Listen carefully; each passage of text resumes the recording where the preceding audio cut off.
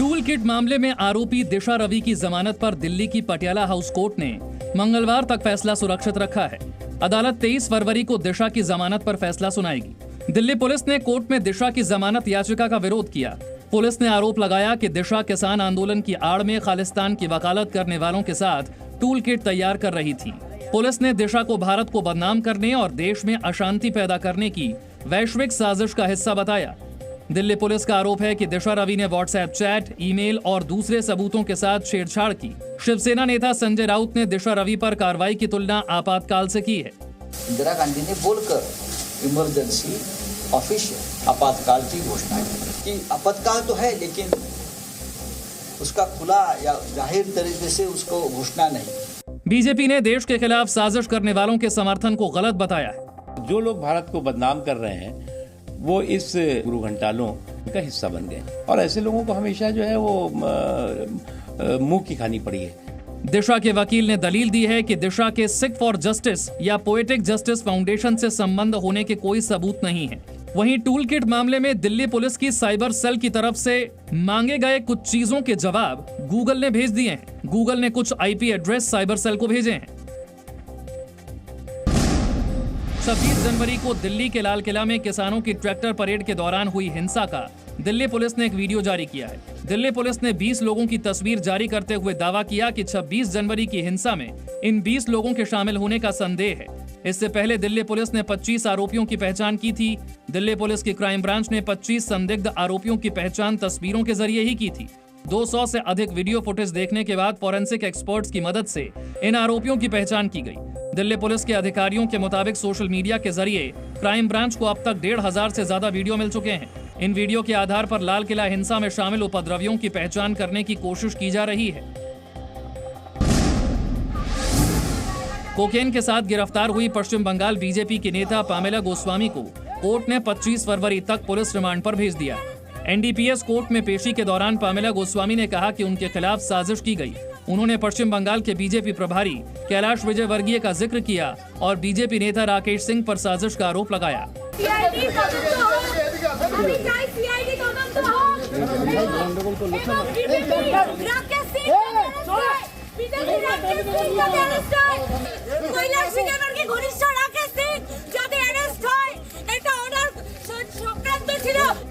Pamela की गिरफ्तारी के बाद टीएमसी ने बीजेपी को घेरा है। टीएमसी ने कहा कि कानून अपना काम करेगा। पामेला गोस्वामी और उनके दोस्त प्रवीर कुमार डे को शुक्रवार को 100 ग्राम कोकेन के साथ पुलिस ने कोलकाता के न्यू अलीपुर से गिरफ्तार किया था। पुलिस को शक है कि पामेला ड्रग्स की सप्लाई में शामिल है। पश्चिम बंगाल विधानसभा चुनाव के लिए तृणमूल कांग्रेस ने नया स्लोगन जारी किया है। टीएमसी ने बांग्ला निजे मेये के चाय यानी बांग्ला को चाहिए अपनी बेटी का नारा दिया है। नए नारे के साथ ममता बनर्जी के फोटो वाले होर्डिंग्स पूरे कोलकाता में लगाए गए हैं। इसके साथ ही मुख्यमंत्री ममता बनर्जी ने चुनाव अभियान का भी आधिकारिक आगाज कर दिया है। टीएमसी ने चुनाव में बांग्ला बनाम बाहरी को मुख्य मुद्दा बनाने के संकेत दिए हैं। I don't know which are the other slogans you're talking about. I only know one slogan and that is Bangla निजे मेके चाय। इससे पहले कल जी न्यूज के साथ खास बातचीत में गृह मंत्री अमित शाह ने साफ तौर पर कहा था कि राज्य में बीजेपी की सरकार बनने पर मुख्यमंत्री पश्चिम बंगाल का ही कोई भूमिपुत्र बनेगा। यहाँ का मुख्यमंत्री बंगाल में जन्मा हुआ, बंगाल में पड़ा हुआ यहाँ का भूमिपुत्र ही बनेगा। और ममता दी अगर चाहती है कि इसमें से बहुत बड़ा भेद खड़ा कर देगी तो वो बंगालियों को जानती नहीं।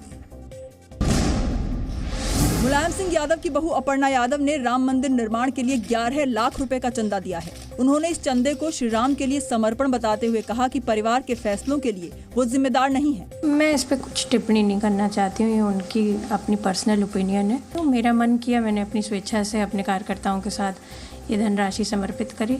श्री राम मंदिर के लिए अपर्णा यादव के चंदा देने पर समाजवादी पार्टी के अध्यक्ष अखिलेश यादव ने कहा कि बीजेपी ने आपदा में अवसर ढूंढ लिया। समाजवादी पार्टी और हमने कहा अपने लिए मैंने कहा कि हम दक्षिणा देंगे। क्या दक्षिणा भारतीय जनता पार्टी को नहीं स्वीकार है क्या? ये तो भारतीय जनता पार्टी के लोग हैं जो आपदा में अवसर ढूंढने वालों ने आपदा में एक अवसर ढूंढ लिया है। बीजेपी ने अखिलेश यादव को घर की बहू से सीख लेने की सलाह दी। अखिलेश यादव जी को कम से कम अपनी बहू से ही सीख लेना चाहिए और देश के बहुसंख्यकों की भावनाओं से खेलने वाला बयान नहीं देना चाहिए। अखिलेश यादव ने 9 फरवरी को लोकसभा में राम मंदिर के नाम पर चंदा लेने वालों को चंदाजीवी बताया था।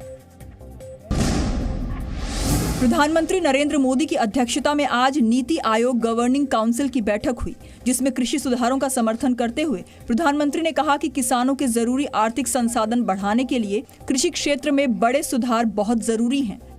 हम कृषि प्रधान देश कहे जाएं, उसके बावजूद भी आज करीब 65-70 हजार करोड़ रुपया का खाद्य तेल हम बाहर से लाते हैं। ये हम बंद कर सकते हैं। हमारे किसानों के खाते में पैसा जा सकता है।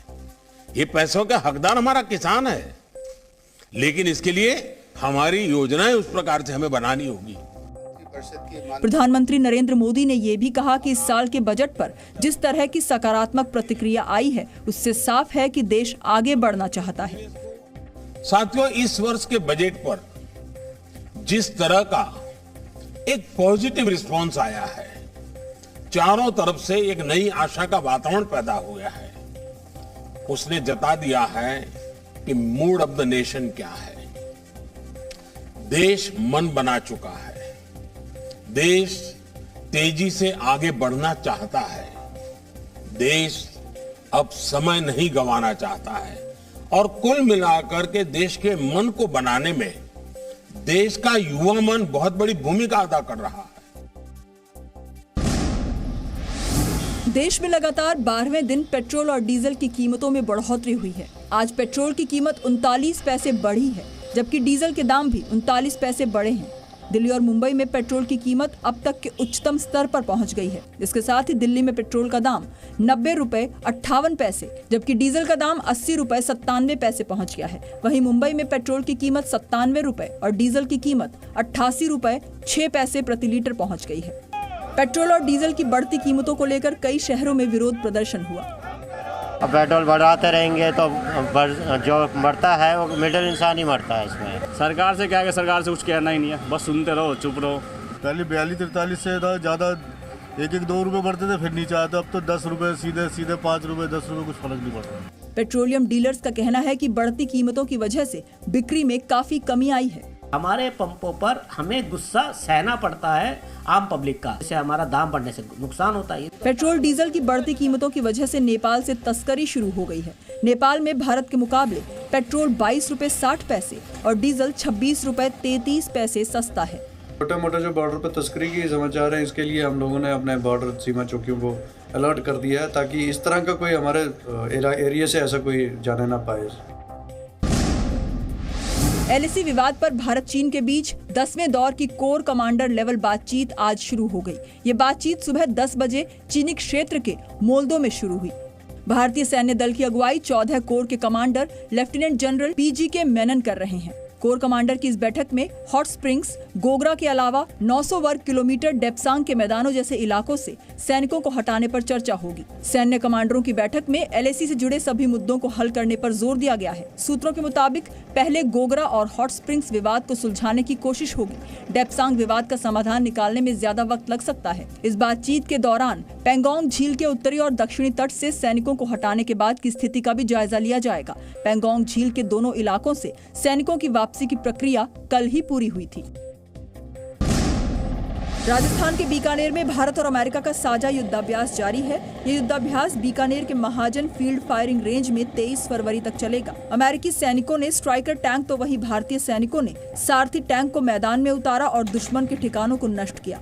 युद्धाभ्यास में अमेरिकी सेना अपने साथ एक माइक्रो ड्रोन लेकर आई है, जो उन जगहों पर काम करता है जहां बाकी बड़े ड्रोन नहीं जा सकते।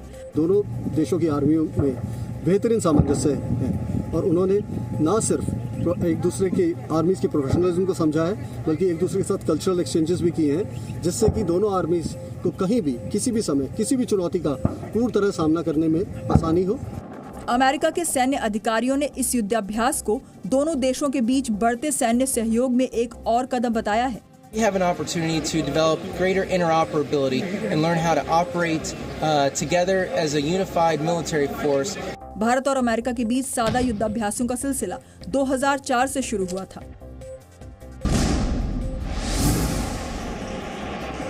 भारतीय सेना के वर्ष 1971 में पाकिस्तान से स्वर्णिम विजय के 50 वर्ष पूरे होने के मौके पर तमिलनाडु के सुलूर एयरफोर्स स्टेशन में एयरफेस्ट का आयोजन हुआ। एयरफेस्ट की शुरुआत एक शानदार एयर शो से हुई, जिसमें स्वदेशी रूप से विकसित लाइट कॉम्बैट एयरक्राफ्ट तेजस, AN-32 ट्रांसपोर्ट एयरक्राफ्ट और MI-17 V5 हेलीकॉप्टर्स के शानदार संतुलन वाले एरोबेटिक डिस्प्ले देखने को मिले। एयर शो का समापन सूर्य किरण और सारंग के विश्व प्रसिद्ध एरोबेटिक टीम के प्रदर्शन के साथ हुआ। 1971 की जीत का जश्न पूरे साल अलग अलग जगहों पर मनाया जाएगा।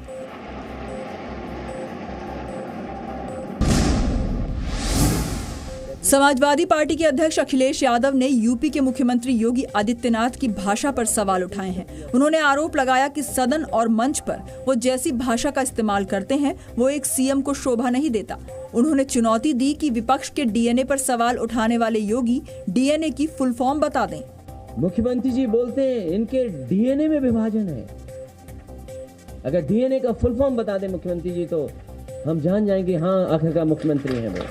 अखिलेश यादव ने कहा कि मुख्यमंत्री योगी आदित्यनाथ विकास पर बोलते तो राज्य की जनता का ज्यादा भला होता।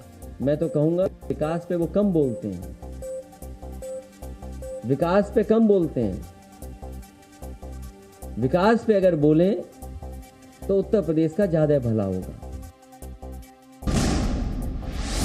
कांग्रेस महासचिव प्रियंका गांधी वाड्रा आज यूपी के मुजफ्फरनगर में किसानों की महापंचायत में शामिल हुई। इस दौरान उन्होंने केंद्र सरकार पर निशाना साधा। प्रियंका गांधी वाड्रा ने आरोप लगाया कि प्रधानमंत्री मोदी ने दिल्ली के बॉर्डर पर बैठे किसानों का मजाक उड़ाया है।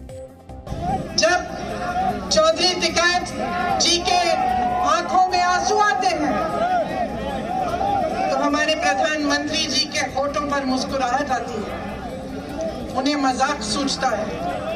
प्रियंका गांधी वाड्रा ने प्रधानमंत्री मोदी पर अहंकारी होने का आरोप भी लगाया। बीजेपी ने कहा कि कांग्रेस आग में घी डालने का काम कर रही है। दिल्ली के बेगमपुर इलाके में 17 वर्ष की एक नाबालिग लड़की की हत्या कर दी गई। हत्या का आरोप लईक खान नाम के एक लड़के पर लगा है, जो लड़की के परिवार का जानने वाला है। लईक पर आरोप है कि शुक्रवार की शाम को उसने लड़की के घर में घुसकर उस पर हथौड़े से कई वार किए, जिसके बाद उसकी मौत हो गई। लड़की के ब्रदर्स बाजार गए कुछ खाने पीने के लिए, लेने के लिए सब्जी वगैरह। उस दौरान ये वारदात हुई। लगती है मे भी कि ये मोटिव हो। हमारी कई टीम लगी हुई हैं, बहुत जल्दी ही हम इस केस को वर्कआउट करेंगे।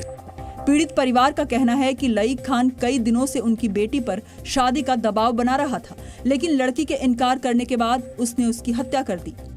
शादी की मना कर दी, करे शादी तुम मुसलमान हो हम हिंदू, हमारे शादी नहीं होगी, हम शादी नहीं करेंगे तुम्हारे साथ में।